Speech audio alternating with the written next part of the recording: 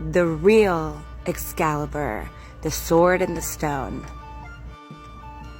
the sword of Saint Galgano Guidotti. The sword is currently housed at the Abbey of San Galgano, which is an abbey that was built around the sword to protect it and preserve it. The abbey is located in Quisino, Italy, near Tuscany. And yes, you can see the sword for yourself if you visit. This is Saint Galgano. He was a knight. He was born in 1148 and he passed in 1181. He is said to have thrust the sword into the stone and performed many miracles in his lifetime according to the Catholic religion. He was canonized in 1185. If you don't already follow me on Medium, please toggle over.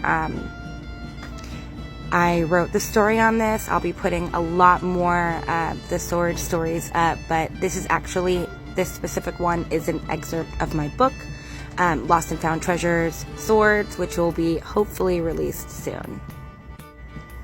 Here's part of the excerpt that's also on Medium. It states that the canonization process is thoroughly documented and one of the oldest recorded canonizations in history, with sworn testimonies. I mean, they kept these records and they kept them well. I think what's also interesting is that a criminal who allegedly had attempted to take the sword from the stone at one point had their hands removed, and those hands are still on display. Saint Galgano was a knight, as I stated earlier, and when he was 33 years old, he allegedly had 2 visions involving the Archangel Michael, which led him to leave the knighthood and become pious. He was known for being vicious and violent and just doing things that weren't becoming of a pious person, essentially. It is stated that when he decided to leave the knighthood, he thrust his sword into the stone and lived a life of piety until his passing.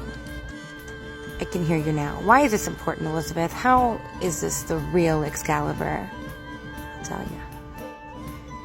In the tale of Arthur and his round table, there is a knight that sits at this table. His name is Gawain, or in Latin, Galganus.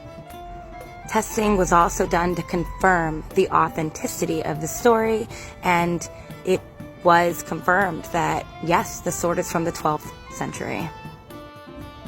There are always some researchers and the general public who doubt the authenticity of the story.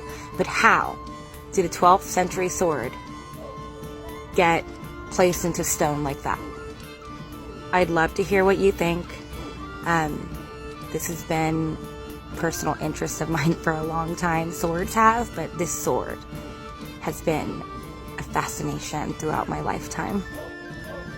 Do you think that this is the sword in the stone from the tale of King Arthur and his round table?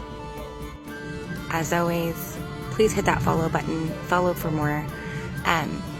If you liked listening to the story about the sword, I'm writing books about them, so I have many. Just let me know.